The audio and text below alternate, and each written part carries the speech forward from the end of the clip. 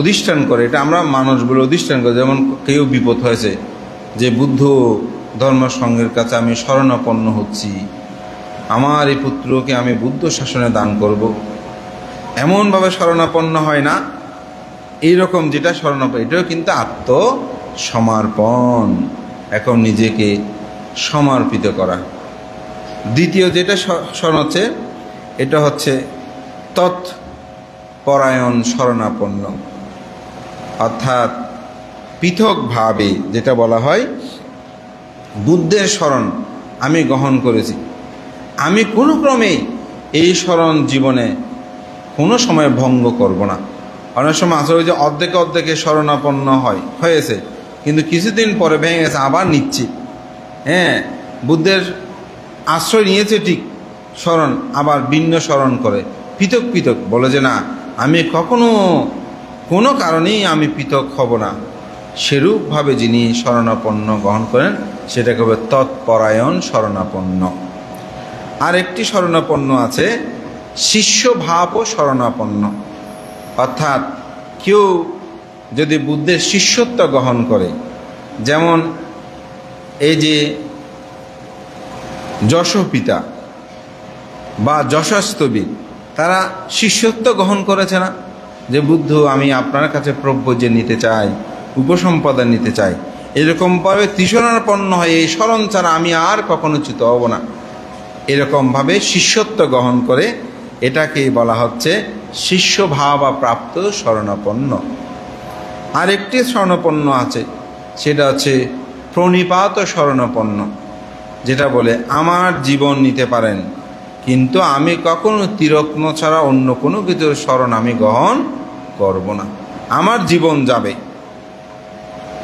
শুধু স্বীয়ত্বে নয়, এই শরণাপন্ন যারা, তারা কিন্তু কখনো ত্রিরত্নের পূজা ছাড়া অন্য কোনো পূজা তারা গ্রহণ সম্পাদন তারা করেন না, ত্রিরত্ন শরণের মধ্যে তাদের জীবন করে। এটা হচ্ছে লৌকিক শরণ। তবে এই শরণগুলো যে কোনো সময় অধিষ্ঠান করে ঠিক, কিন্তু এটা চ্যুত হতে পারে। লোকোত্তর শরণ হচ্ছে কি, ওই যে বললাম ধর্মচক্ষু জ্ঞান উৎপন্ন হয়েছে, যিনি শ্রোতাপত্তি সকিতাগামী অনাগামী অরহত্ব মার্গ জ্ঞান লাভ করে, এই শরণাপন্নকে বলা হয় লোকোত্তর শরণাপন্ন উপাসক বা উপাসিকা, যারা কখনোই ত্রিশরণ থেকে চ্যুত হবে না, হওয়ার চেষ্টাও তারা করবে না। এটা বুদ্ধ মধ্যম নিকায়ে কুটুদণ্ড সূত্রে বুদ্ধ বলছেন, এইরূপ যারা লোকোত্তর শরণাপন্ন হবেন, অর্থাৎ শ্রোতাপত্তি লাভ করবেন অন্ধপক্ষে, তারা কখনো প্রাণী হত্যা করতে পারবে না, চুরি করতে পারবে না, ব্যভিচারী করতে পারবে না, সুরামদ নেশা সেবন করতে পারবে না, তারা কখনো মিথ্যা কথা, ভেদ কথা, কর্কশ কথা বলতে পারবে, এক কথায় পঞ্চশীল ভঙ্গ করতে পারবে না। এই শরণশীলেই যারা প্রতিষ্ঠিত হয় তাদেরকে বলা হয় লোকোত্তর শরণাগত, অর্থাৎ লোকোত্তর ত্রিশরণাগত, অর্থাৎ তারাই প্রকৃতভাবে এদেরকে বলা হয় উপাসক এবং উপাসিকা। তো মহাকারণিক তথাগত বুদ্ধ এই উপাসক উপাসিকার ত্রিশরণাপন্নতা সম্পর্কে বুদ্ধ বহু কথা বলেছেন। বুদ্ধ বলছেন, ইয়োছা বুদ্ধস্য ধম্মাংস সাঙ্গাংস শরণাগত রক্ষিতাং তং সদা দেবা সমুদ্দেবা তাপে পিবা। বুদ্ধ বলছেন, যে ব্যক্তি বুদ্ধ ধর্ম সঙ্গ এই ত্রিরত্নের শরণে থাকেন, তিনি জলে স্থলে তলে, অর্থাৎ জলের মধ্যেও যারা অবস্থান করেন, তিনি সমস্ত বিপদ মুক্ত হন, তিনি সর্বদা রক্ষা লাভ করেন। এই ত্রিশরণাপন্নই আসলে মূলত প্রকৃত উপাসক এবং উপাসিকা। আরেকটি উদাহরণ বলি, বুদ্ধ যখন ব্রেবত নামক পর্বতে অবস্থান করছিলেন, সেই সময় বুদ্ধ একদিন পিণ্ডচারণে বের হয়েছেন। তো পিণ্ডচারণ শেষ করে বুদ্ধ যখন সে ব্রেবত পর্বতের মধ্যে প্রবেশ করছে, তখন একটা স্মিত হাস্য দিলেন। যে স্মিত হাস্য দিলে বুদ্ধের মুখমণ্ডল থেকে জ্যোতি বের হয়। আনন্দ বিষয়টা দেখে ভাবছেন বুদ্ধ তো এমনি হাসে না, কোনো কারণে হাসেন। তখন তিনি দোয়াজিটা বিছিয়ে দিয়ে বুদ্ধকে বসার জন্য প্রার্থনা করলেন। বুদ্ধ বসলেন। আনন্দ বললেন, তথাগত বুদ্ধ, আপনি তো এমনি হাসেন না, কোনো একটা কারণে হাসেন। আপনি মহা করুণা করে বলুন, আমরা যখন পিণ্ডচারণ শেষ করে পর্বত গুহার মধ্যে প্রবেশ করছি, তখন আপনি কেন স্মিত হাস্য প্রদান করেছেন? তখন বুদ্ধ বললেন, আনন্দ, তুমি কি দেখেছ, আমরা যখন পিণ্ডচারণ করতে যাই, পর্বত থেকে বের হই, তখন আমাদের পিছু পিছু একটা পেচক যায়, পেঁচা। যখন গ্রামের মধ্যে ঢুকে যায়, তখন পেঁচাটা ডানা মেলে মাথা নুইয়ে আমাদেরকে বন্দনা নিবেদন করে। আবার যখন গ্রাম থেকে পিণ্ডচারণ শেষ করে আবার যখন আমরা গুহার দিকে আসি, তখন পেচকটা আমাদের পিছু পিছু থাকে। আমরা যখন গুহার মধ্যে অর্থাৎ বিহারের মধ্যে প্রবেশ করি, তখন পেচকটা আবার ডানা মেলে মাথা নিয়ে বন্দনা করে। হ্যাঁ, তথাগত বুদ্ধ দেখেছি। আনন্দ, আমি তাহা দেখেই স্মিত হাস্য প্রদান করেছি। কারণ বুদ্ধ চিত্ত পাসাদেনা ভিক্ষু সাঙ্গে সায়ো নারো কাপ্পানি সাতাসানি দুর্গতিং সো নাগাচ্ছাতি। বুদ্ধ সেখানে এই গাথাটা বলেছিলেন এভাবে, মায়াং চিত্ত পাসাদেনা ভিক্ষু সাঙ্গে সায়ো নারো কাপ্পানি সাতাসানি দুর্গতিং সো নাগাচ্ছাতি।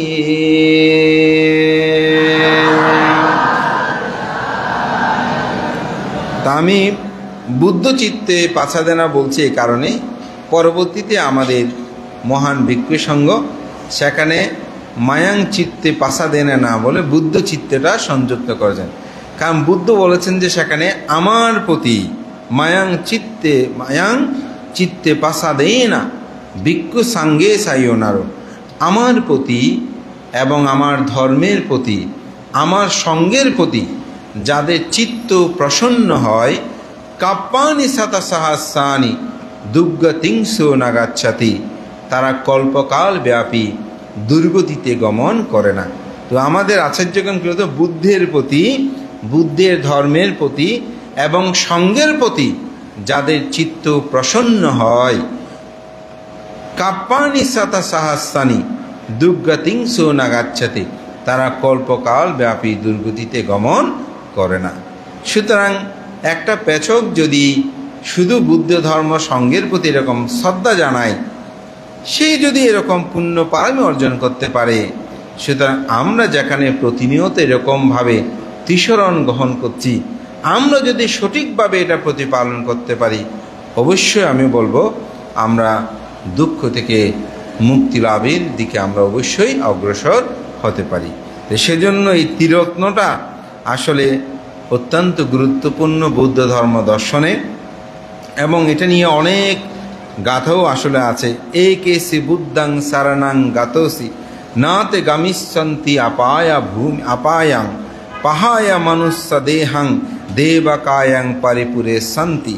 বুদ্ধ, যে ব্যক্তি বুদ্ধ ধর্ম সঙ্গত্রয়কে আশ্রয় করে থাকেন, কখনো তিনি অপায়ে গমন করেন না। মৃত্যুর পর নিশ্চয়ই তিনি অন্তত স্বর্গলোকে হলেও তিনি গমন করেন। এজন্যই আসলে বুদ্ধ ধর্ম সঙ্গের প্রতি আমাদের গভীর শ্রদ্ধা এবং এটা প্রকৃত আশ্রয়ে থাকা দরকার। এজন্যই আমরা সূত্রপাঠের বিভিন্ন ক্ষেত্রে আমরা যেটা বলি, বুদ্ধাং এবং বুদ্ধাং সারানাং তানাং দাম্মাং সাঙ্গাং চ ভিক্ষাব ভায়াং বা সম্বিতাত্থাং বা লোমহাংসো না হেচ্ছাতি। এখানে বলছেন, হে ভিক্ষুগণ, যিনি ইতিপিস ভগবা আরহাং সম্মা সম্বুদ্ধ বলে বুদ্ধির শরণ গ্রহণ করেন। সোয়াক্কাত ভাগবত ধাম্মা বলে ধর্মের শরণ গ্রহণ করেন। সুপাটিপান্ন ভাগবত সাবাগ সাঙ্গ বলে সঙ্গের শরণ গ্রহণ করেন। তিনি কখনো কোনো সময়ে যদি ভয় ভীতি তার মধ্যে উৎপন্ন হয় তাহলে সেটি সহজে দূরীভূত হয়। এটি বুদ্ধ দজাজ্ঞ সূত্রের মধ্যেই বুদ্ধ এটি বলেছেন, হে ভিক্ষুগণ, যদি কখনো তোমাদের মধ্যে ভয় ভীতি রোমাঞ্চ উৎপন্ন হয় তখন তোমরা ইতিবিশ্ব ভাগবা আরাহাং সাম্মা সম্বুদ্ধ বিজ্ঞাচারণা সম্পন্ন বলে তোমরা বুদ্ধের শরণ গ্রহণ করিও। যদি বুদ্ধের শরণ গ্রহণ করতে ভুলে যাও, মনে না থাকে, তাহলে তোমরা স্বাক্ষাত ভাগবত ধম্ম সন্দিট্টিক অকালিক বলে তোমরা ধর্মের শরণ গ্রহণ করিও। যদি ধর্মের শরণ গ্রহণ করতে তোমাদের মনে না থাকে তাহলে তোমরা সুপাটিপান্ন ভাগবত সাবাগা সাঙ্গ বলে তোমরা সঙ্গের শরণ গ্রহণ করিও। আমি বলি তাতেই তোমাদের ভয় ভীতি রোমাঞ্চ দূরীভূত হয়। ধর্মপ্রাণ প্রিয় উপাসক ধ্বজাজ্ঞ সূত্রে বুদ্ধ এই কথাটি বলেছেন। এই জন্যই এই ত্রিরত্নের শরণেই যারা থাকে মূলত তাদেরকে বলা হয় উপাসক এবং উপাসিকা। তো উপাসক উপাসিকার দশবিধ গুণাবলী বলছি না, তো উপাসক উপাসিকাদের গুণ থাকে, 10টি গুণ থাকে।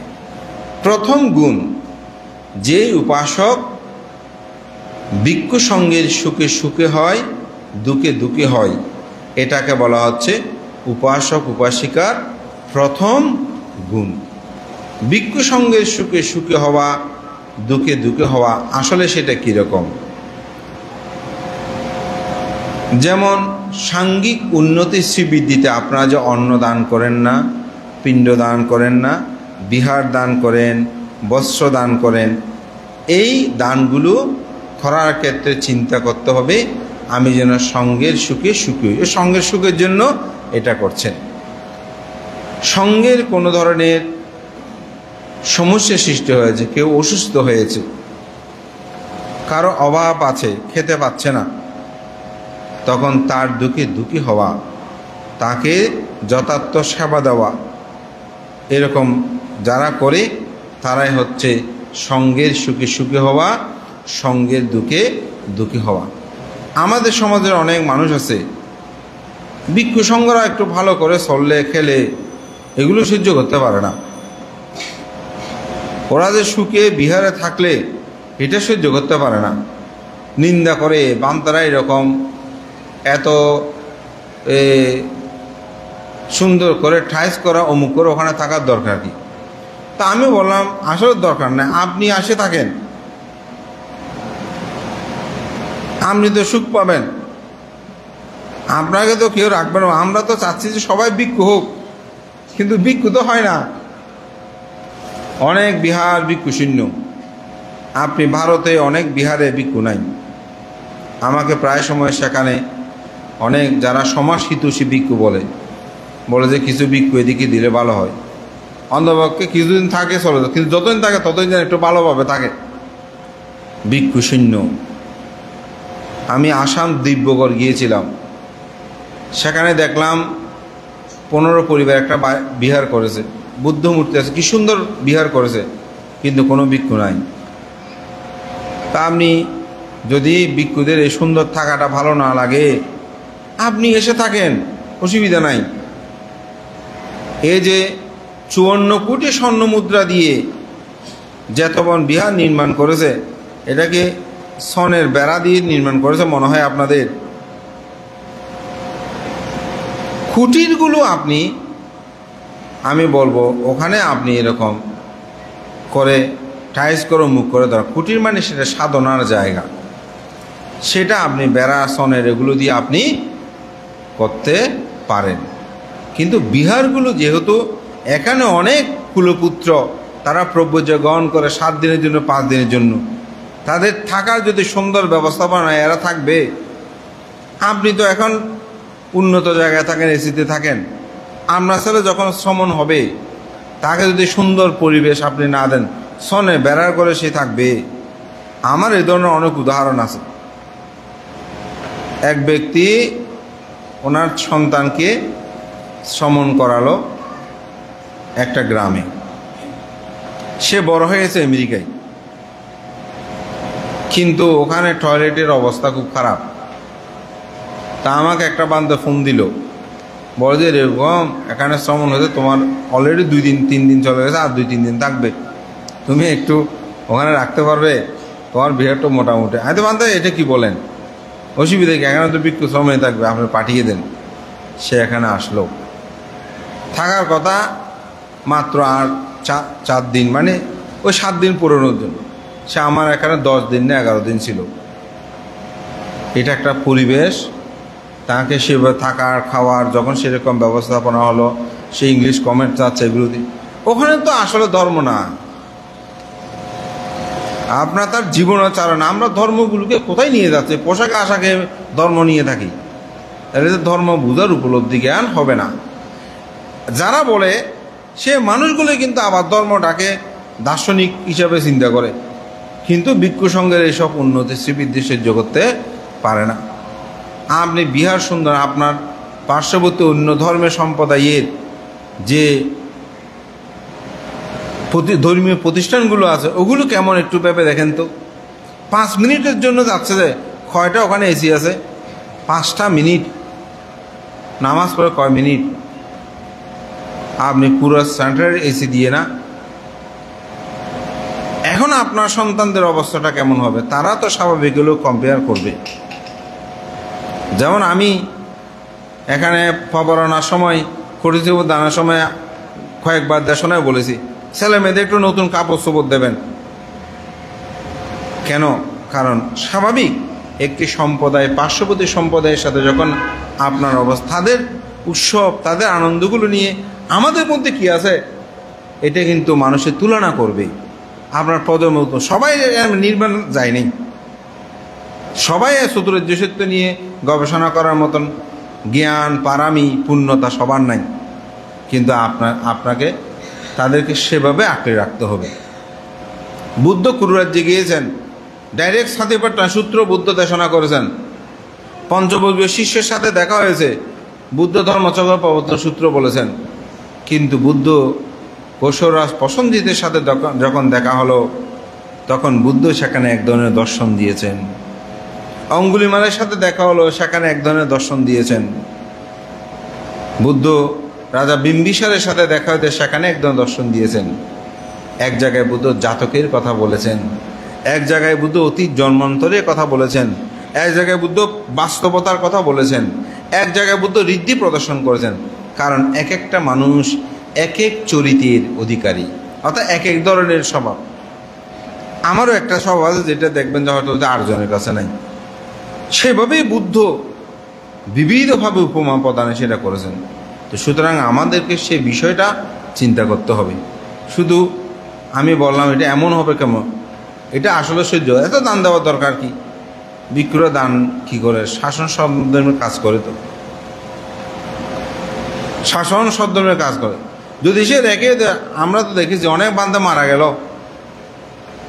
মৃত্যুর পরে দেখলাম টাকা পয়সা ভিসা নাই পরে আছে, ঠিক সেগুলো তো পরিবার এসে নিয়ে যায়নি, কমিটি নিয়েছে, কমিটি বিহার উন্নয়ন করেছে বা ট্রাস্টি করেছে, অমুক করেছে, কই সেগুলো তো, হ্যাঁ কিছু টাকা পয়সার সমস্যা হয়, এটা হচ্ছে অদূরদর্শিতা, আমি সে দোষও আমি স্বীকার করতাম। আমাদের কিছু ভিক্ষু আছে যারা ব্যাংকে টাকা নমিনি দেয় না, এই টাকাগুলো সরকারের সমাজের টাকা সেখানে হারিয়ে যায়। আমি বলবো মাথা ব্যথা হলে, মাথায় যদি ব্যথা হয়, মাথা কেটে ফেলাটা বুদ্ধিমানের কাজ নয়। ওই মাথা ব্যথাটা সারানোটা হচ্ছে বুদ্ধিমানের কাজ। আমাদের পরম শ্রদ্ধেয় মহামান্য সঙ্গরাজ ডক্টর জ্ঞানশ্রী মহোদয় মহোদয়, তিনি কতটা আশ্রম করেছেন, কলেজ স্কুল করেছেন, অনাথ আশ্রম করেছেন। ওনার হাতে পুরো পার্বত্য চট্টগ্রাম, বিশেষ করে খাগড়াছড়ি, রাঙামাটির বিশাল পরিবর্তন হয়েছে। উনি এই টাকাগুলো আপনাদের প্রদত্ত শ্রদ্ধাদান নয়, তিনি সমাজকে বাংলাদেশ বৌদ্ধ শাসন কল্যাণ ট্রাস্ট নাম দিয়ে 3 কোটি টাকা তিনি এখন এই সমাজকে দিয়ে উনি কি নিয়ে যাবেন? তাহলে আপনাদের প্রদত্ত শ্রদ্ধাদান সঠিক ব্যবহার হয় নাই। আমরা শুধু বলে ওইরকম করা দরকার, ওইরকম করার দরকার। তিনি সেগুলো দিয়ে কী করেছেন সেটা বলেন। আমাদের হাসিমপুর সেই শ্রদ্ধেয় ধর্মবর্ণাগারী বুদ্ধরক্ষিত মহোদয় বানতে এবার একটা বই দেব, বইও বইয়ের দাম 100 টাকা। এই 100 টাকা লই কী করেছেন তিনি? তৎকালীন সময়ে এই সমাজের 9 কোটি টাকা, 9 লক্ষ টাকার তিনি কাজ করেছেন। হিসাব করে দেখা যায় 9 লক্ষ টাকার উপরে তিনি দান করেছেন। এগুলো লিস্টেড, বাকি তো কত টাকায় দেয় নাই, এরকম আছে না? তাহলে একজন ভিক্ষুর সুখে যদি সুখী হয়, দুঃখে দুঃখী হয়, এটাকে বলা হয় প্রকৃত উপাসক। এটা হচ্ছে উপাসকের প্রথম গুণ। দ্বিতীয় গুণ, ধর্মকে অধিপতি রূপে জানা। আমি এটা অলরেডি বলেছি তিসরণের মধ্যে, ধর্ম ছাড়া আমার যেন আর কোনো কিছু নাই। যত কিছু আমি ধর্ম থেকে কখনো চ্যুত হব না। যে যত প্রলোভন দেখক, কালকে একজনের জন্মদিন ছিল, একটা মেয়ে, তো ওর মাকে আমি ধন্যবাদ জানাই। তো আমাদের এসে আমাদের পানীয় টানীয় দান করলো, 7-8টা উপশিকাটাও এখানে আছে মনে হয়। তো উনিও সাথে ছিলেন। তো আমি বললাম, ও তোমাকে তো কিছু আজকে দিতে পার, আমি তোকে বাইরে বসেছি, তো তোমার জন্মদিন তো কিছু দিতে পারলাম না, কি দেবো? তোর মা আমাকে হাতে বন্ধে, আপনি একটু ধর্মদান দেন, একটু আশীর্বাদ করেন, ও জীবনটা কীভাবে। আমার খুব ভালো লেগেছে। তা আমি বললাম বেশিক্ষণ বলবো না, আজকে সারাদিন আমাদের এখানে প্রতিযোগিতা ছিল, তাহলে আজকে বেশি পুরো তোমাকে 5 মিনিট কাল ধর্ম কথা বলবো। তো সে 5 মিনিট কাল আমি তাকে বিভিন্ন হিত উপদেশ দিয়েছি। তো সেখানে আমি তাকে একটা উপদেশও বলেছি, কখনো অর্থের জন্য তিসরণ থেকে চ্যুত হবে না। তুমি এমন মানুষের সাথে মিশবে না যে মানুষের সাথে মিশতে গেলে তুমি তিসরণচ্যুত হও। এক কথায় এটা অনেকটা ধর্মান্তরিত না হওয়ার একটা ইঙ্গিত। এইভাবে তাকে আমি শিক্ষা দিয়েছি। খুব খুশি হতে আমাদের শেখমনি বুদ্ধ একটা ছবি দিলাম তাকে। তা আমি এটা বলছি এটাই যে ধর্মকে এমন অধিপতিরূপে আমাদেরকে জানতে হবে যেন এটা থেকে আমরা কোনো ক্রমে চ্যুত না হই। এটি হচ্ছে দ্বিতীয় গুণাবলী। আশা করি ত্রিরত্নের যে কথা, স্মরণের কথা বলেছে, এগুলো এই অধিপতিটা অনেকটা সেরকমই কথা। সেই জন্য আমি ওই বিষয়টা নিয়ে একটু আলোচনা করেছি। তৃতীয় হচ্ছে সর্বদা যথাশক্তি অনুসারে, সামর্থ্য অনুসারে দানে রত থাকা। অর্থাৎ আপনার যথাসম্ভব যতটুকু সামর্থ্য অনুসারে আপনি দান করবেন। দান শুধু আমাদেরকে করবেন সেটা বুদ্ধ বলে নাই। দান আত্মীয় স্বজন, জ্ঞাতি, ভাই বোন, পাড়াপড়শি, তাদেরকেও আপনি দান করতে পারেন। যথাসাধ্য অনুসারে কি করা? দানে রত থাকা। বুদ্ধের একটি কথা আমার মনে পড়ছে, এটা আজকে অনেক দিন পর মনে পড়লো কথাটা। বুদ্ধ বলছেন, হে ভিক্ষুগণ, দান সম্পর্কে আমি যেরূপ জানি তোমরাও যদি সেরূপ জানতে, তবে তোমাদের অন্তিম ঘ্রাস হতে অপরকে কিছু না দিয়ে তুমি ভক্ষণ করতে না। বুদ্ধের এই কথাটা অসাধারণ একটা কথা। অর্থাৎ দান কি সেটা যদি তুমি জানতে, তুমি যে শেষ ঘ্রাসটা গ্রহণ করতেছ ওইটা থেকে অপরকে কিছু না দিয়ে তুমি গ্রহণ করতে না। বাচ্চাগুলোকে একটু উঠানে। তাহলে বুঝতে পারছেন আপনি যথাসাধ্য অনুসারে দান করা। আপনাকে অনেক কিছু দান করতে হবে তা না, বৈশিষ্ট্যটা আছে এখানে, যে ঘটনাটা কালকে বলছিলাম। তো যথাসাধ্য অনুসারে কি করা? দান করা।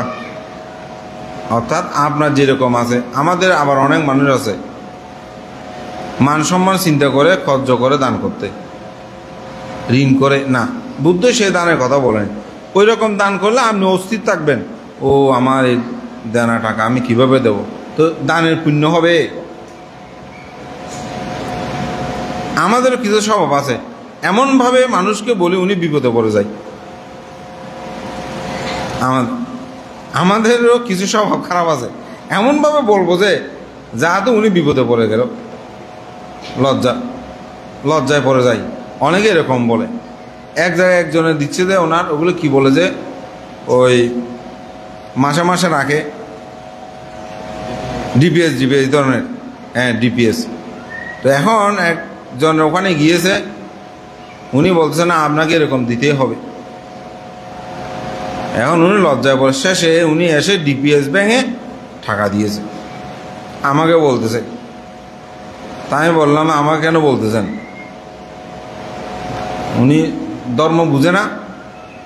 বুদ্ধ বলেছেন কোথায়ও আপনি ডিপিএস ব্যাংকে টাকা দিতে, আমরা যতটুকু সামর্থ্য আছে আপনি দেবেন। আপনি ভিক্ষু, উনি তো গৃহী মানুষ, ওনার স্ত্রী পুত্র কন্যা আছে, ওদেরকে দেখভাল বিষয় আছে। তো এটা উনি বলতে বানতে এটা উনি আরও একটু উটবুট করে বললো, আমি বলতেছি না যে হয়তো বানতে বাঁচি গেল আরে কী করিব একদিন। না, বাজার কোনো বিষয় না। আপনি আপনার সামর্থ্য অনুসারে দান করবেন, তাতে আপনি পুণ্য লাভ করবেন। আর যদি না করেন তাহলে তো আপনি মানসিক কষ্ট পাবেন। দান করে কষ্ট পাইতে বহু মানুষ। তো সেজন্য সর্বদা যথাশক্তি দানে রত থাকবেন, অর্থাৎ আপনার যেরকম সামর্থ্য আছে ততভাবে আপনি দান করার জন্য চেষ্টা করবেন। চতুর্থ, বুদ্ধ শাসনের পরিহারমূলক কিছু দেখলে তার প্রতিকার করা। আমি ভিক্ষু, এখন আপনারা যদি মনে করেন বানতে যা বলবে তা ঠিক, যা চলে তা ঠিক, ওনার সম্পর্কে কোনো কিছু বলা যাবে না, সেটা না। যদি শাসনে সেটা পরিহারমূলক হয়, আপনাকে অবশ্যই হাজির করে বলতে হবে বানতে এটা আপনার দোষ, এটা আপনি সঠিক করছেন না, এটা আপনাকে বলতে হবে। আমি বলবো এটা বলা উচিত। নীরবে থাকলে তো সে আরো ভুল করবে। আপনি যদি প্রকৃত উপাসক হন তাহলে আপনি বলবেন, তবে মানুষকে বুঝাবেন না। ও আর বান্ধব নেন আর বান্ধে বরবালা, কিন্তু ই হতা কেন হম হয় আর বান্ধে বরবালা ফাড়াগুড়ি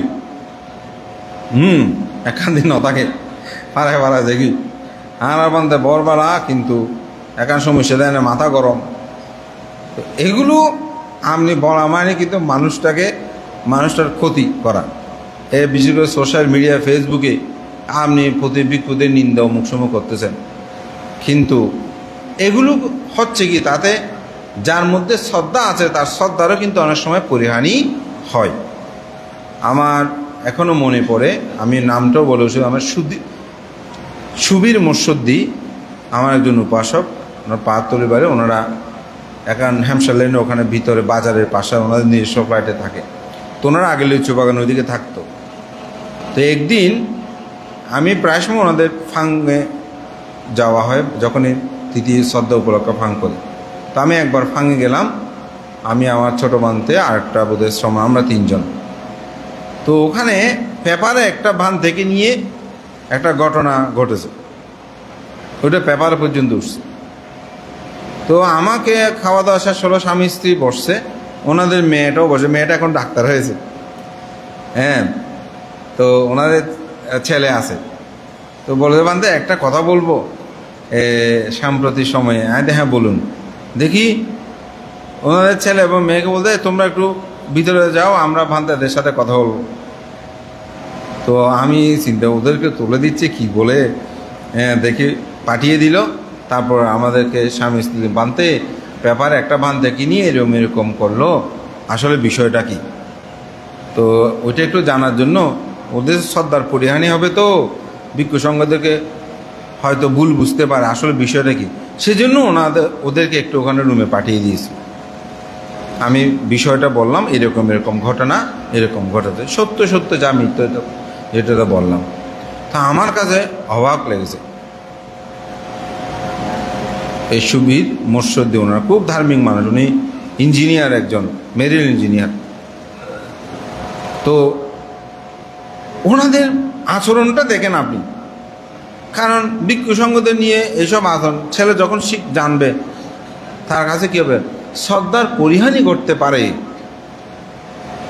আপনারা একটা জাতকের কাহিনী জানেন, আসলে বুদ্ধের কথা তো বললে শেষ হবে না, আমি একটা টাইম নির্ধারণ ওদের মধ্যে আমি শেষ করতে চাচ্ছিলাম। 500 জন হাতির প্রধান ছিল একজন। তো একদিন এক হস্তি শিকারী, সেই সাধারণত হস্তি হত্যা করে দাঁতগুলো নিয়ে বিক্রি করে দেয়। তো এই দেখতে পেল যে একটা বৃক্ষতলে একজন ভিক্ষু বসে আছে ধ্যান করে, ওনাকে মাথা নিয়ে ওই গলি দিয়ে পথ দিয়ে যাওয়ার সময় এক পাহাড় থেকে আরেক পাহাড়ে এভাবে নিয়ে পড়ে নমস্কার করে। কে? হাতি। তো সে চিন্তা করছে, ওই বেয়াদও দেখে হস্তি শিকারী, সে ভাবছে আমিও যদি এরকম ভান্তের পোশাক পরি, এরকম করি, আমাকে যখন নমস্কার করবে তখন আমি দত্ত সুবিধা হবে। এখন দূরে দূরে ধরা শিকার করা তো খুব কঠিন, যার কারণে সে কী করেছে, ওই পথ দিয়ে ভান্তে যেখানে থাকেন ওখানে আরেকটা জায়গায় গিয়ে তিনি একদম প্রভুজিতের মতন করে এরকম কাপড় পরিধান করে বসে আছে। তো সন্ধ্যায় এক পাহাড় থেকে আরেক পাহাড়েই মূলত ওনারা বিচরণ করে গমন করে। তো যাওয়ার সময় সবাই এভাবে মাথা নিয়ে করে করে ওই শুন্ডি দিয়ে হাতি নমস্কার করে। সর্বশেষ যেটা যায় সেটাকে সে কৌশলে জাল নিক্ষেপ করে ধরে ফেলে। এভাবে দেখা গেল যে কিছুদিনের মধ্যে বেশ কিছু হাতির সংখ্যা কমে গেল। কিন্তু ওইটার যিনি দলপ্রধান তিনি খুব বুদ্ধিমান, সে দেখতেছে যে এই প্রবজ্জিত যিনি ভিক্ষু বা ঋষি, ওনার আচরণ বড় সুবিধার মনে হচ্ছে না।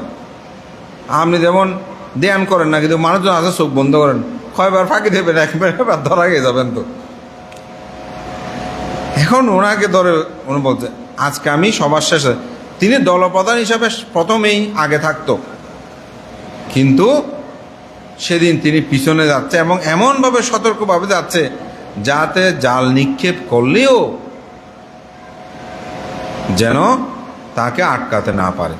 ঠিকই সে যখনই সর্বশেষের দিকে নুয়ে পড়ছে, ঠিক সেই সময় সেই ধরার জন্য শিকারী জাল নিক্ষেপ করলো, কিন্তু তিনি সতর্কতার কারণে ধরতে পারেন। যখন সেই সামনে এগিয়ে গেল তাকে ধরার জন্য, সে দ্রুত গাছে উপরে উঠে গেল। সে চিন্তা করছে যে আমি এখন অন্য যারা আছে ওদেরকে ডাকবো কিনা। হাতি মানে ডাক দিলে তো সবাই আসবে, এসে গাছটা সহ উৎপাটন করে তাকে হত্যা করবে। কিন্তু আবার ভাবছে এখন এই ঋষি বা এই ভণ্ড যিনি উনিই তো খারাপ, কিন্তু অন্যরা তো খারাপ না, কিন্তু আমি যখন এটাকে মারবো এরকম গেরুয়া বসন বা চিবর পরিহিত যতজনকে দেখবে সবাইকে হত্যা করবে। তখন সেখানে যদি শিলবান থাকে তাহলে তো তাদের পাপ হবে। তখন তিনি আর ডাক দিলেন না। এদিকে এই বেয়াদ খুব দ্রুত গাছে উঠতে গিয়ে, যেহেতু শিবর সম্পর্কে অভিজ্ঞ না, মাথা পেঁচিয়ে গেছে তার শিবরগুলো, ওখানে ঢাল ধরতে গিয়ে মূলত সে মরা ঢালটা ধরে ফেললো। ওখান থেকে পরেই আপনিতেই সেখানে সে মৃত্যুবরণ করলো। তো এটা অতীত আপনারা জাতকের কাহিনী দেখবেন। তো বুদ্ধ বলছেন সে হস্তিটাই ছিলাম আমি, অর্থাৎ বুদ্ধিসত্ত্ব পানামি পূর্ণতা সমান। আর যিনি ভিক্ষু সেজেছে সে ছিল দেবদত্ত। এখানে বুদ্ধ শিক্ষা দিয়েছেন আপনি একজন ভিক্ষু খারাপ ঠিক আছে, দুজন ভিক্ষু, কিন্তু সবাই তো খারাপ নয়। আপনি যখন সার্বজনীন বলবেন তখন 8 জনের শ্রদ্ধার যদি পরিহানি হয় তার পাপ ও কর্মফল আপনাকেও কিন্তু সেটা ভোগ করতে হবে। সেজন্য আপনি সদ্ধর্মের পরিহানিমূলক কিছু দেখলে আপনি ফেসবুক না দেয়, আপনি এসে যদি বেশি বুঝেন তাহলে আপনি হাত জোর করে এসে বলবেন। আপনারা দেখব অতি সম্প্রতি আমার একটা ছাড়ি অসংখ্য লক্ষাধিক কল্প বলেছি।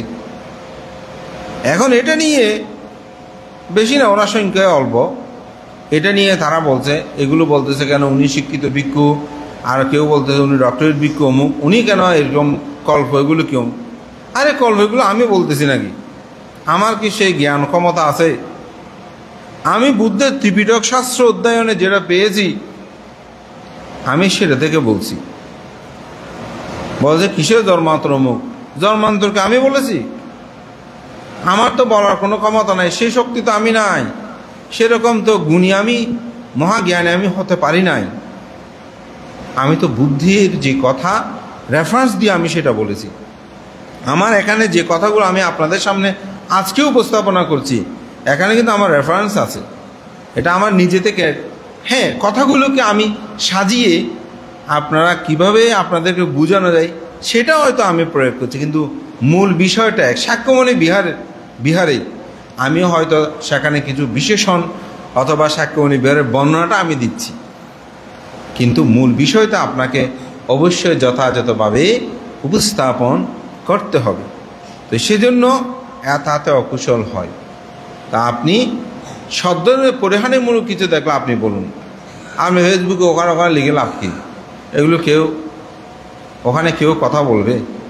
ধর্ম জানা, লেখা নাই, পড়া নাই, কিছু নাই, তীব্র শাস্ত্র কোনো জ্ঞান আপনি বললে ওখানে কে তর্ক করবে? আপনি যদি পণ্ডিত হন, জ্ঞানী হন, ত্রিপিটক শাস্ত্রজ্ঞ হন, আমাদের ভিক্ষু সংঘ আছে, বহু পণ্ডিত ভিক্ষু সংঘ, আমার কাছে আসতে আমি বলবো না, আমি এত পণ্ডিত হই নাই। আমাদের মহামান্য সংঘ যারা এই জীবনটাই উৎসর্গিত করেছে, আপনি সেই পণ্ডিতের কাছে যান, ওখানে গিয়ে প্রশ্ন করেন, আপনি কত যুক্তি দিতে পারেন তখন দেখা যাবে। কিন্তু সেটা না, আজে বাজে লিখে আমাদের একটা প্রজন্মকে তারা নষ্ট করছে। তো যাই হোক, সদ্ধর্মে পরিহানিমূলক কিছু দেখলে অবশ্যই সেটা বলতে হবে, তাকে সম্মুখে এসে বলবেন, ভান্তে শ্রমণ আপনার জিনিসটা সুন্দর নয়। তিনি যদি না শোনে গুরুকে বলবেন, গুরু যদি না শোনে সংগঠনকে বলবেন, যদি না আসে এরপর পরিত্যাগ করবেন, না আমার মতো আমি চলবো, আমি এটা নিয়ে বাড়াবাড়ি করব না। আপনাকে কেউ এখানে সাক্ষ্যমণিতে আসতে বাধ্য করেছে? কেউ করতে পারবে না। আমার মন বলছে আমি আসব, এটা স্বাভাবিক। কেউ আপনাকে, কারণ আপনি স্বাধীন, এটা স্বাভাবিক। ধর্মটা হচ্ছে সেরকম। পঞ্চম, সম্যক দৃষ্টি সম্পূর্ণ হয়ে এবং মিথ্যা দৃষ্টি পরিত্যাগ করা। এটা ব্যাখ্যা আমি অলরেডি দিয়েছি। তিসরণটা সেজন্য আমি একটু বেশি ব্যাখ্যা করেছিলাম যাতে আপনারা সহজে বুঝতে পারেন। অর্থাৎ সম্যক দৃষ্টি সম্পূর্ণ, অর্থাৎ তিসরণ ছাড়া যেন আমরা অন্য কোনো স্মরণে গমন না করি, ঐশিক কোনো শক্তি আমাকে পরিচালিত করায় এই চিন্তা চেতনা যেন আমার মধ্যে না থাকে। ষষ্ঠ, সেটা হচ্ছে মরে গেলেও যেন অন্য ধর্ম গ্রহণ না করে। ওই যে বললাম তিসরণে, শরণাপন্নে, আত্মসমর্পণে যেখানে বলা হচ্ছে যে আমার এই ধর্ম ছাড়া আমি যেন অন্য কোনো ধর্মে গমন না করি। অন্য কোনো ধর্ম মানে শুধু হিন্দু, মুসলিম, বুদ্ধ এই ধরনের ধর্ম না। আপনি যদি প্রাণী হত্যা করেন সেটা কিন্তু অন্য ধর্ম, আপনি যদি চুরি করেন সেটা কিন্তু অন্য ধর্ম, আপনি যদি মিথ্যা কথা বলেন সেটা অন্য ধর্ম। এখানে অন্য ধর্মর সম্পর্কে বিষয়টা নাই। তো সেখানে যদি সেগুলো থাকে, প্রাণী হত্যা থাকে, মিথ্যা, অলৌকিক শক্তি বিষয়, তাহলে সেগুলো থেকে আপনাকে দূরে থাকতে হবে। সপ্তম, কায়িক, বাচনিক, মানসিক দ্বারকে সুসংযত করবে। অর্থাৎ আমার কায়, বাক্য এবং মন এগুলোকে সংযত রাখতে হবে। এই যে আপনারা ব্রহ্মচর্য গ্রহণ করেছেন, অব্রহ্মচারিয়া, এই অব্রহ্মচারিয়া শিলের যখন ব্যাখ্যা দিয়েছি, সেখানে কিভাবে আপনার চোখকে সংযম করবেন, কায়কে সংযম করবেন, বাক্যকে সংযম করবেন, মনকে সংযম করবেন, সেটা কিন্তু বলেছি। এখানেই বলা হচ্ছে সেটা। এই জন্য বলা হচ্ছে যিনি কায় সংযম হচ্ছে সাধু, বাক্য সংযম সাধু, মন সংযম হচ্ছে সাধু। এই কায় মন বাক্যে হচ্ছে ত্রিধারকে যিনি সংযত করেন তিনি হচ্ছেন যে কায়, বাচনিক এবং মানসিক দ্বারে সংযত। অষ্টম হচ্ছে সর্বদা একতাবদ্ধভাবে আনন্দ অনুভব করা, একতা বিধানে থাকা। অর্থাৎ সবাই যেন মিলেমিশে থাকে, আলাদা না হয়। এখন আমি ত্রিরত্নের শরণ গ্রহণ উপাসক বসিকে বলছি, কিন্তু আমি আলাদা থাকতে চাই, আলাদা চলতে চাই। পরিবারের মধ্যে বিশেষ করে এখন আমাদের ছেলে মেয়েরা বিয়ে শাদী করার পর কিভাবে মা বাবা থেকে পৃথক হবে, এই চিন্তা চেতনা বেশি, এই চিন্তা চেতনাটা বেশি। এটা তো এখন একতা হবে? একতা হবে না। পরিবার পরিজন মা বাবা সবাইকে নিয়ে থাকা, সেদিন একটা খুব সুন্দর, মা বলতেছে, মা তোমাকে একটা খুশির খবর বলি। বলে যে কি? বলে যে এখন শ্বশুর শাশুড়ি থেকে আমরা সম্পূর্ণ আলাদা হয়ে গেছি, এখন ও যায় বাসা নিয়েছে, এখন ওখানে আমরা চলে যাব। মা বলতেছে, অজি খুব ভালোই খুশি হইলাম, এতদিন একখান হাজের মতন হাজ করছে, আরও এদিকে জামাই আর নাই, ইবে একদম বালা জামাই। তারপরের দিন এখন ফয় দমা তো তোমার বহুত যন্ত্রণা থাকি নেওয়ারির, এখন আর তো আলাদা জায়গা হইব, এখন আয় অমুক জায়গা মধ্যে বাসা লই, এখন এটাই যাইবি। অভূত তুই বউর গোলামি করো তো মুখ না, সব মুখ না এসে দেখেন। আর পরে বউ হেবেলে ইয়ে শেষ, আর পর নাই। এখন আপনি আর মেয়ে যখন অপরের ছেলেকে নিয়ে আলাদা হয়ে যাচ্ছে, তখন বলতেছেন যে আর পর তোর জামাই এদিকে বালা জামাই এদিকে আর নাই। নিজের ক্ষেত্রে তখন দেয় আর পোয়া শেষ, বইবে ডাইনিবে শেষ করে বলি তো তোমার মাইয়া ঠিক, ইন্দি ফরের মাইয়া খারাপ। নিজের ক্ষেত্রে সেটা পড়লে বুঝে যায়, তো সেটাকে আমরা বুঝতেছি, আমাদের বুঝে উচিত। মেয়ে হলে মেয়েকে না অজি আই যেন আর ফোয়াশা লই নিয়ে যেন বাড়া তুলো যেন তুই এরকম করি থাক। ইতারা ফোয়ারা মানুষ দিতে না, অসুস্থ হলে সেবেল লাই, বুড়ো হলে সেবেল লাই।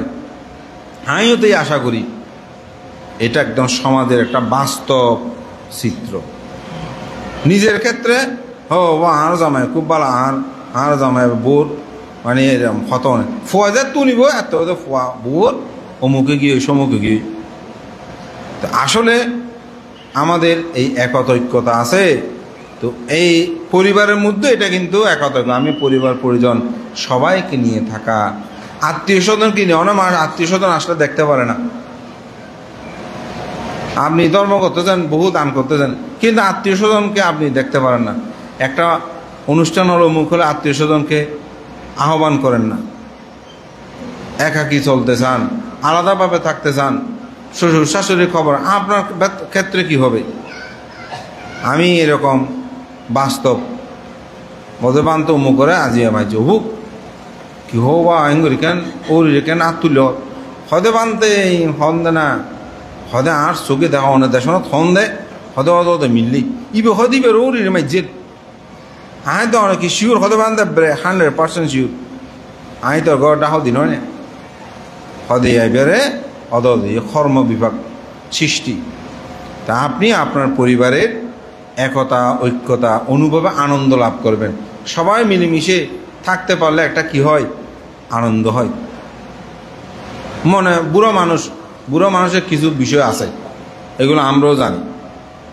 এখন কে বড় যে না হয়, তো আমরা ছোটবেলায় বলতাম না, ছোটবেলায় আমরা কোনো একটু খাবার দিয়েছে কিছুক্ষণ করে তুই না না হয় আবার দাও না, এরকম করে আমরা ছোটবেলায় নিই নাই। তো ছোটদের যেরকম ধর্ম, বুড়ো মানি গুড়ো, তো বুড়ো মানুষই তার একটু সদিম বাঁচিব ইয়ান চিন্তা করি না, আর তার একটু সেবা যত্ন জানি মারি উকে ফোনও নকরে। নিজের শ্বশুর শাশুড়িরে ফোয়াশাই পর্যন্ত উকে ফোন করতে নয়। নিজের ফোয়ালাই সিপ অমুক আনিব, কিন্তু মা বড় ওষুধের কথা মতাইতে নয়। ধর্ম কি শুধু বান্ধবীদের দেওয়া, বক্তৃতা দিলাম, ক্র্যাশ নিলাম, এটাই কি আপনি মনে করেন ধর্ম? আপনার পরিবার পরিজনকে আপনি দেখতেছেন কিনা সেটা তো দেখতে হবে। ভাই ব্রাদার দেখতেছেন, আপনি বড় হলেন ভাই ব্রাদারকে দেখেন না। ধর্মটা সর্বক্ষেত্রে, জীবনের প্রতিটি ক্ষেত্রে জাগরণ থাকতে হবে। আমি সমাজে একতাবদ্ধ থাকব, পরিবার পরিজনের মধ্যে একতাবদ্ধ থাকব, সবাইকে আমি আঁকড়িয়ে রেখেই চলার জন্য চেষ্টা করবো। এই জন্য একটা কথা আছে, পরকে করিলে নিকট বন্ধু, দূরকে করিলে ভাই। পরকেও নিকটে করতে হবে, দূর কেউ আপন করে নিতে হবে। এটাই হচ্ছে মানুষ। সেজন্য সদা সর্বদা একাতাবদ্ধ বিধানে নীতি নিয়মে যেন আনন্দ পেতে থাকে, এটাই উপাসকের আরেকটি গুণ উপাসিকার। 9 নম্বর, ঈর্ষাহীন মৎসর্যমলহীন হবেন, প্রবঞ্চক হয়ে বুদ্ধ শাসনে বিচরণ করবেন না। ঈর্ষাহীন, ঈর্ষা মানে হিংসা। এখন ইবে তো বেশি আর এনুকো জাত জন্মগ্রহণ করলাম হয়তো অহিংসা পরমধর্ম, কিন্তু এটা রন্দরে রন্দরে আরা হিংসা, আরা বিক্ষোভ না, আরার মধ্যে হিংসা অনহন বানতে হত্যা অনাকা আর অনর ফোয়াশা তো অনার তো জন্মদিন শিক্ষি এটা এনে এত সহজ চেঞ্জ করতে এরও হিংসে চলে, অনরও হিংসা, একে অপর কেয়ার প্রতি কেয়ার হন একাম ভালো মানে কিছু লাভ করলেও ইয়ে না আর খুশি হইতে পারি, কেউ একখানা ভালো পোশাক আশাক করিলে ইয়ে না সহ্য করতে পারে, একখানা সুন্দর ঘর। আর তো কিছু উদাহরণ আছে মানতে অমুকর্তুন নয় সংগদান অন হতে বান্ধব হইয়ে ন যাদি আমি তো অবৈতর করি যে সুন্দরই হতে বান্ধব ঠিক অনহন্দ সুন্দর, কিন্তু আমি মানে চিন্তা করি দিয়ে দুটো টিয়া হয়েছে তুমি ই থা তো কিনলে লাভ গরগান সুন্দরী আগে দিয়ে হ না ওই তো বান্ধব গরগান বড় সুন্দরী ঠিক আছে, তোমার তুলো ন মারে কে তুল ন লয় ঈদে যেভাবে উগ্র উন্নতি হতে বান্ধব গোমরত ফদ্দ ফুল ফিরতে দেখ মানে এতে দরিদ্র আছে এখন ডর কইয়ে এখন মানে সহ্য করি না পারে ঈদে গোমরত হোক আর দেড় ঈদে যেতে বালা বালারে বালা হন খারাপ কান খারাপ কন তোমার তো মারিয়ে না তো কিছু না করে আরে নিজের আপন ভাই হতো যেন ফাঁস করছে এ প্লাস পাই উপাসক অনর ভাই হতো এ প্লাস পাই মানতে আইর বন্দনা করে এসছি বানতো আর ভাই হতো হয়তো হইলেন না ওদের বুদ্ধরে বন্দনা হইতো গিয়া আয় খুশি হইতে আমি দিবে খুশি হইব আর তো ভালো লাগে হতে বানতে ছাত্র হিসেবে এত সুবিধা নয় কেন প্লাস পাই কি জানি এখন ইদেরকে নলে কিনে খাইয়ে না। তো এই হচ্ছে ঈর্ষা হিংসা সমাজত।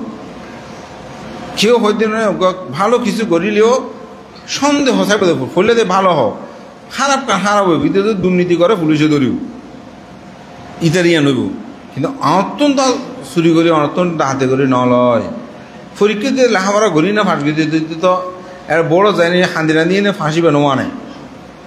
আমরা উৎসাহিত করতে পারি না হিংসা। মৎসর্যমল মানে কৃপণ, কৃপণতা, কৃপণতা তো বুঝেন। খা হোটেলে বিভিন্ন জায়গায় গেলাম খার উপর আমি বিলটা ধরিয়ে দেবো এই চিন্তা করি, নিজে দিতে চাই না। কৃপণ নিজে বালা হাইব অপরাধ দিব দে খারাপ গান বাইয়ে বাইয়ের মধ্যে ভাগ নিজের গান বালা লইব আর জন্য বাই দিতে চাইব দে খারাপ গান জাঙা জমিনও হন বিল্ডিং হন। তো তাতে কি হয় ওই বাইতে হিংসা উৎপন্ন হয়, দ্বন্দ্ব শুরু হয় দেরি, তো অশান্তি দোনো ধরনের অশান্তি। আরে মামলা মোকদ্দমা দূরের কোড়ত এবাই 10 বছর 12 বছর এই অ্যাঙ্গতে হয়তো মরি গিয়ে মরা তো আইজন স্যার আরেক ভাই। তো অর্থবিত্ত প্রাচুর্য ইন্দু কেউ একজন উপাসক এবং উপাসিকা হতে হলে তাকে মৎসর্যমল কৃপণতা ঈর্ষা এগুলো দূরীভূত করতে হবে এবং কেউ রঙে কোনোদিন প্রবঞ্চনা প্রতারণা গড়িতে পারিবেন। এখন প্রতারণা চলে দেন একজনের প্রতারণা করেন ইটার অর্থ ইটারে দিই ইটারে দিই এভাবে প্রতারণা হতো। আপনি উপাসক হবেন উপাসক তাকে প্রবঞ্চনা করা থেকে বিরত থাকতে হবে। সর্বশেষ সর্বদা বুদ্ধ ধর্ম সঙ্গের শরণাপন্ন থাকবেন। ও প্রথম যেটা দিয়ে শুরু করেছিলাম সে বুদ্ধ ধর্ম সঙ্গের যেন শরণাপন্ন থাকে। এই 10বিধ গুণ হচ্ছে একজন উপাসক উপাসিকার গুণ। তো উপাসক উপাসিকার পরাজয় কয়টি? 7টি কারণে উপাসক উপাসিকার পরাজয় হয়। তো পরাজয় মানে কি? ফেল পার্টি হ্যাঁ, পরাজিত হওয়া। তো পরাজয়, ভিক্ষুদের পরাজয় হচ্ছে 4টি। ভিক্ষুদের পরাজয় কয়টি? 4টি। আর গৃহীদের পরাজয় হচ্ছে 60টি। তো 60টি গৃহীর পরাজয় কি? প্রথম পরাজয় ভিক্ষু দর্শন এবং সৎকারে অবহেলা। যদি হন ভিক্ষু চাইতেও মনে না হয়, আমি ভিক্ষু সঙ্গ শয়তান নয়, ইতারারে সেবা দান ধর্ম দিবেলাই বলি চিত্ত জগতের মধ্যে অনীহ উৎপন্ন হয়, মনে করিবেন দিবা আর উপাসক নাই। এবার উপাসকত্ব শেষ, পরাজিত হওয়া। দ্বিতীয় হচ্ছে সদ্ধর্ম শ্রবণে অনীহা, অবহেলা। কি আর দেশনা করিব, কি হই না বহুত নি, এরকম করে অবহেলা করা। তখন তিনি আর উপাসক উপাসিকা থাকেন না। তৃতীয়, উপাসক উপাসিকাদের প্রতিপাদ্য পঞ্চশীল, কোনো শীল যদি ভঙ্গ হয় তাহলে সে আর উপাসক উপাসিকা থাকেন না। এখন আপনারা উপাসক উপাসিকা আছেন, মিথ্যা কথা বলেন না এমন কেউ আছে? শেষ। এটা উগ্র উপাসক উপাসিকা নাই। আছে, আছে। কেমন করে আছে সেটা একটু পরে বলবো। কিন্তু সবাই পরাজিত হয়েছেন। তা আপনাদের একটা সুবিধা আছে, বান্ধবদের যেটা সুবিধা নাই, আপনাদের সুবিধাটা পরে বলছি। তো সেটা হচ্ছে চতুর্থ, বৃদ্ধ মধ্য বয়স্ক এরকম বলে, তরুণ বলে ভিক্ষুদেরকে অবহেলা করা। যেমন অনেক সময় পোয়া বানতেই তাই মনে হত সারি দে, এরকম বলে না। আমি নাম বলবো না। একটা বিহারে একজন ভান্তে থাকতে চেয়েছে, তো বলেছে যে আপনাদের বিহারে থাকলে আমি বিশ্ববিদ্যালয়ে একটু আসা যাওয়া করে লেখাপড়া করতে পারবো। কে ওই ভান্তাটা বলেছেন। এখন গ্রামবাসী বান্তাটাকে রাখে নাই, হয়তো নাই বেজারটা চট্টগ্রামবাসীর লেখাপড়া করে এবার তো হলে তাইব না। ওই ভান্তে সঙ্ঘের প্রধান হলো। কি হয়েছে? সঙ্ঘের প্রধান। এখন সঙ্গরাজ নাকি সঙ্গনায়ক বলতেছি না, যে বললে বিষয়টা হয়তো ভিন্নতর হবে।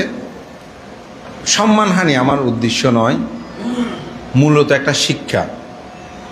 মানে বুদ্ধ কেন এই কথা বলেছেন, মধ্যবয়স্ক বৃদ্ধ তরুণ এগুলো বিবেচনা করলে, নিন্দা করলে বিবেচনা করে, তাইলে সে আর উপাসক থাকে না। কেন বুদ্ধ বলেছেন আমি সেটা বুঝতেছি এখন।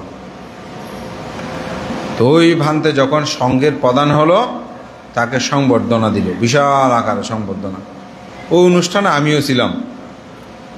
তো উনি স্পিকার নিয়ে বলছে, আজকে আপনারা আমাকে সংবর্ধিত করলেন, আমি খুব খুশি হয়েছি। তবে আমি এক সময় চট্টগ্রাম বিশ্ববিদ্যালয়ে লেখাপড়া করার সময় এখান থেকে যাওয়া আসার সুবিধার্থে আমি এই বিহারে থাকতে চেয়েছিলাম, কিন্তু আপনারা কমিটি আপনারা বলেছিলেন যে তরুণ ভিক্ষু বিশ্ববিদ্যালয়ে পড়তেছে, কাপড় ছেড়ে দেবে, ওনাকে রেখে কোনো লাভ নাই, আমাকে সে সময় থাকতে দেয় নাই। কিন্তু আজকে আমি সঙ্ঘের অমুক হয়ে, প্রধান হয়ে যখন আমি আসলাম, আজকে আমাকে সংবর্ধনা। সেখানে সবাই যারা বুঝেছে, আমারও মাথাটা হেট হয়ে গেছে। হ্যাঁ, কোথায় এসে, কতদিন আগের কথা, হয়তো 30-40 বছরের আগের কথা, আজকে এই সত্যটা উদ্ভাসিত হলো, সেখানে আমাদের মাথাটা নিয়ে পড়ল। এই জন্যই আমি বৃদ্ধ মধ্য তরুণ বলে কোনো ভিক্ষুকে অবজ্ঞা করবেন না। কারণ কার কাছে কি জিনিস লুকিয়ে তো আছে বলা যায় না। তুমি কাপড় ছেড়ে দেবে বলা যায়? যিনি থাকবে বলেছেন তিনি নাই। আমার একটা পরিচিত বানতে এখন চট্টগ্রাম মহানগরে থাকে, উনি শিবর ছেড়ে দেওয়ার জন্য শিবর কিনতে গেছে দোকানে, নামছে 8 জন সব বন্ধু ওনার সাথে দেখা হয়তো তুমি হঠাৎ যাও দে হ্যাঁ তাইতো নহয় দে খর চাই যাই মই খর কিনতাম বেশি দি ফটিয়া বাজারত মানে পটিয়া থানার ওখানে তো আচ্ছা খর সারিবে খালি হয়তো আমার একখান অনুষ্ঠান আছে হয়তো তুমি আনন্দ একখানা বিহারের চলো তুই বেড়ে দুলইনি ফটিয়ার আশেপাশে কাম বিহারও লই গিয়ে লই যেই দিন তাইকে তার ওদের সঙ্গদান করি 2-3 দিন এইবারে ঘুরে বেড়ায় মনটি করে আবার বিহার পাঠাই দিই এখন এবার বড় মস্তবীর বিহার বিশাল বিহারের অধ্যক্ষ আর জিবে রাখি দিয়ে এবারে জিবে রক্ষা করছি এবার সারে দিইনি ফ্রান্স কর্ম কিরকম হ্যাঁ জিবে সারে দিই যার কই হর বক্তৃতা না শোনা না যিনি শিবর ত্যাগ করার জন্য গিয়েছেন খাবার কিনবেন উনি আমাকে একদিন রাত্রে বলতেছে অথবা লোকজি আসলে আর কি শূন্য ভাড়ামি আছে হরিয়ার মতো আর নসারে দে আয় তাই গিয়ে করি হ্যাঁ দেখুন কেন হতো আয় অমুদাত গিয়ে হস কিনতাম গিয়ে না শার্ট প্যান্ট হতে আর অমুকে আটকাইয়ে ইয়ে দিবে বিদেশত সারে দিয়ে গিয়ে গই আয় হতে এটা তাই গেল বুঝে ভাড়ামি কীরকম আমি সময় আসলে একদিন নামও বলবো আর একটু সময় যাক তো মানুষের জীবনটা কেমন সেজন্য আপনি কার কীরকম কর্মের ফল বিপাক এগুলো বলা যায় না তো সে কারণে বলছি যে কোনো সময় কাউকে নিন্দা বৃদ্ধ বলে তরুণ বলে থাকবে না যাবেন এরকম নিন্দা উৎসাহিত করবেন মানতে শাসন বড় সুন্দর আপনারা থাকেন উৎসাহিত করাটা আমি মনে করি ভালো যে থাকলে থাক না ওটা অন্য কথা এটা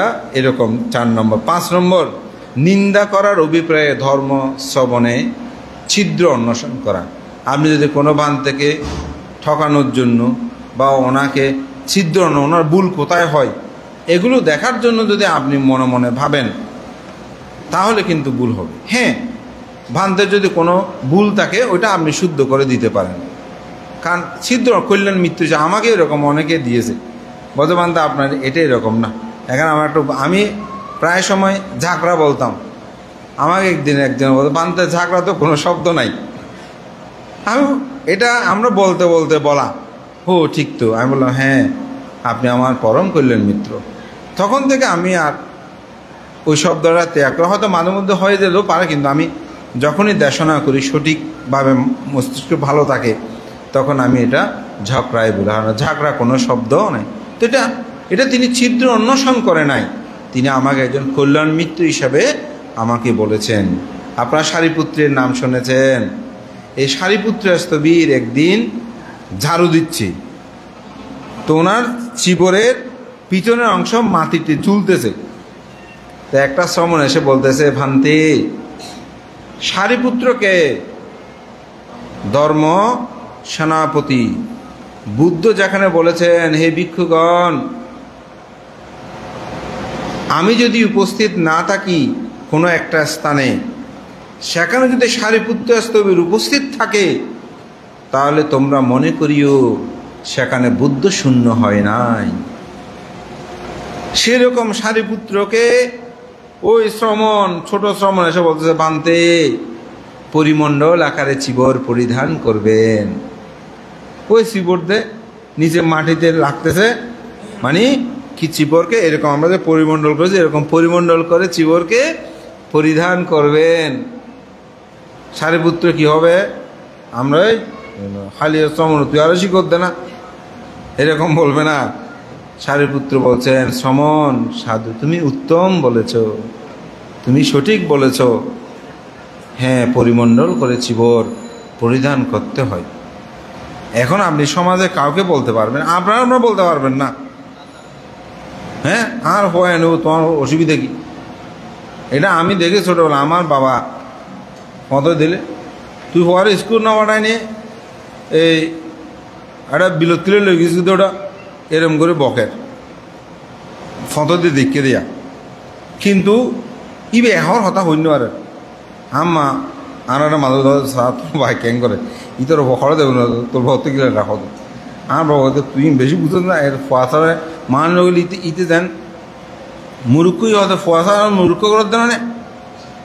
তো সমাজের মানুষ তখন শুনতো, সমাজপতিরা সেরকম আন্তরিকতা দিয়ে কথা বলতো। এখন শোনে না, সবাই আমরা রাজা, সবাই যাক প্রসঙ্গ গেলে সামাজিক কথা বিভিন্ন কথা। তবে যেটা আমি বলছি যে আপনি ছিদ্র অন্বেষণ আত্মে কোনো ভিক্ষুকে আপনি বাঁচানোর মানে ওনাকে আটকানোর জন্য, অপমানিত করার জন্য কোনোরূপ ধর্ম শ্রবণ করলে তার কি শ্রদ্ধার কি হয়, তিনি পরাজিত হন।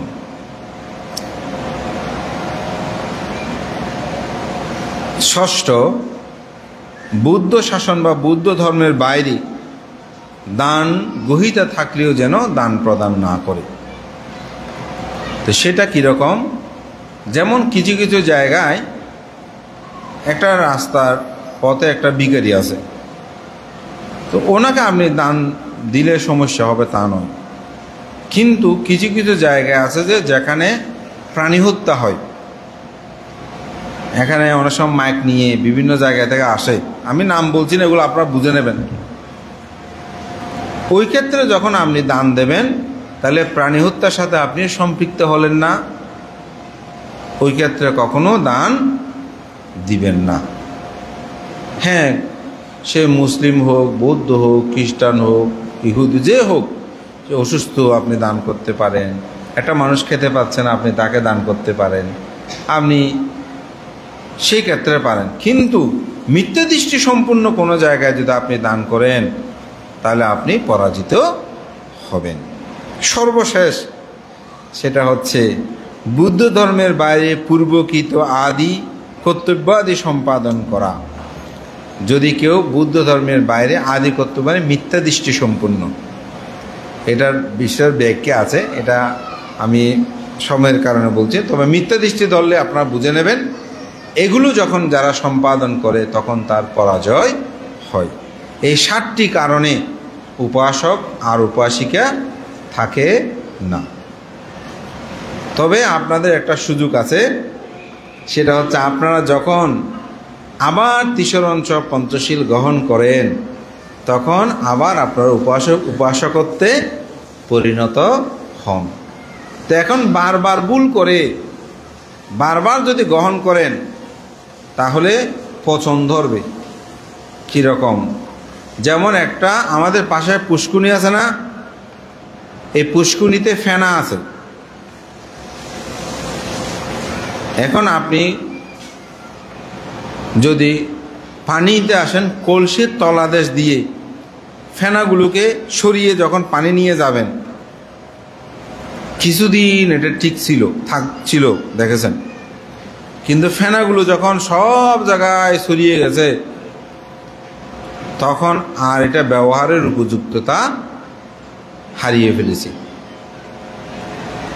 তো আপনি যদি বুদ্ধিমান হন, পানি নেওয়ার আগে ফেনাগুলো যদি আপনি তুলে ফেলতেন তাহলে পুকুরটা ঠিক থাকতো। আপনি কি করেছেন? ফেনা হচ্ছে, আপনি ফেনাগুলো শুধু সরিয়ে পানি নিয়ে গেছেন, ফেনাগুলো তুলে ফেলেন নাই, পরে পুকুরটাই নষ্ট হয়ে গেছে, পানিগুলো সব নষ্ট। ঠিক একবার শিল গ্রহণ করলাম, ওই সরাইছি যে আবার ভঙ্গ করলাম, একবার গ্রহণ করলাম আবার ভঙ্গ করলাম, তাহলে পুকুর যেভাবে নষ্ট হয়ে গেছে ঠিক সেই রকম। যেমন হাতে কাটা হয়েছে, ড্রেসিং করতেছেন, আবার ওখানে ময়লা দিয়েছে, ড্রেসিং করা ময়লা দেওয়া, ড্রেসিং তো হাতটা কেটে ফেলতে হবে, মৃত্যু অনুবাহ্য। ঠিক বারবার আপনি, হ্যাঁ কোনো ক্রমে যদি ত্রুটি হয়, বিচ্যুতি হয়, সুযোগ আছে, তাই সেই সুযোগটাকে যথাযথভাবে যদি ব্যবহার করেন তাহলে আমার মনে হয় আমাদের জীবনটা মঙ্গলদায়ক হবে। তো আজকে আপনাদেরকে উপাসকের 10টা গুণাবলী এবং উপাসকের পরাজয় 7টা। তো যেহেতু উপাসক উপাসিকার কথা, একটা সামাজিক কথা এখানে বেশি বলতে হয়েছে, অনেক উপমা রয়েছে, হয়তো দিতে গিয়ে একটু সামাজিক প্রেক্ষাপটগুলো বললাম। এগুলো অনেক সময় আমরা সঙ্গদানে বলতে পারি না সাধারণত, কারণ সঙ্গদানে বলতে গেলে ওদের পরিবারে যদি কারো গায়ে পড়ে, বলো তো বানতে শিখে দিয়ে ভাঙ্গুতে গিয়ে নেতে, তো বিপদ হয় পরিবারের মধ্যে। আর নাই তো শ্বশুর শাশুড়ি এই আর ওর ইয়ে হই দিয়ে দে বান্তারিয়া এদালে বান্তি বলে দেশনা করে। একমাত্র এই ত্রৈমাসিক বর্ষাব্রত সুযোগ আছে এই সার্বজনীন জায়গার মধ্যে একটু সার্বজনীনভাবে কিছু সামাজিক কথাবার্তা মা বলতে দুঃখ থাকে ইতারা কথাবার্তা আসলে একটু হওয়ানোর প্রয়োজন আছে। তো যার কারণে আমিও আজকে সেই বিষয়ে একটু আলোকপাত করলাম। সবার মঙ্গল সুখ কামনান্তে শেষান্তি বলবো আমরা যেন যেভাবে বন্দনায় নাত্তি মে সারানাং আয়াং বুদ্ধ মে সারানাং বরাং নাত্তি মে সারানাং আয়াং ধাম্ম মে সারানাং বরাং নাত্তি মে সারানাং আয়াং সাঙ্গ মে সারানাং বরাং, এই বুদ্ধের ছাড়া ধর্ম ছাড়া সঙ্গ ছাড়া আমার অন্য কোনো শরণ নাই। এ তে না সাস্যাবাজ্যে না হো তুমি জয় মঙ্গলাম, এই সত্য বাক্যের দ্বারা আমার জয় মঙ্গল হোক। আমাদের এইটা যেন দৃঢ়তা থাকে, তিরোত্ন স্মরণ ছাড়া অন্য কোনো স্মরণেই যেন আপনাদের জীবনে গমন না হয়। আপনারা জানেন আমাদের পরম শ্রদ্ধেয় অষ্টম সংগ্রহ শ্রীলঙ্কার মস্তবের মহোদয় তার বুদ্ধ যুগে বুদ্ধ নারী, আপনারা গ্রন্থটা অনেকে দেখেছেন, সেখানে একটা তিসরণাপন্ন কথা আছে। আপন ভাই তার বোনকে নিয়ে গিয়েছে বউয়ের পরচনায়, তার স্বর্ণ অলঙ্কারগুলো সেই গ্রহণ করবে। গভীর জঙ্গলে নিয়ে গিয়ে যখন তাকে হত্যা করতে উদ্যত হলো, তখন বোন বলছে, ভাই তুমি কেন আমাকে হত্যা করছো? বলছে তোমার স্বর্ণ অলঙ্কারগুলো আমার বউ পেতে চায় সেজন্য। বলছে তাহলে সেগুলো নিয়ে যাও। বলছে সেগুলো নিয়ে গেলে কি হবে? তুমি যদি বেঁচে থাকো তাহলে তো তুমি পরবর্তীতে তোমাকে যে আমি স্বর্ণ অলঙ্কারগুলো নেওয়ার জন্য হত্যা করতে নিয়ে এসেছি সেটা তুমি প্রকাশ করবে, তাই তোমার মৃত্যু অনিবার্য।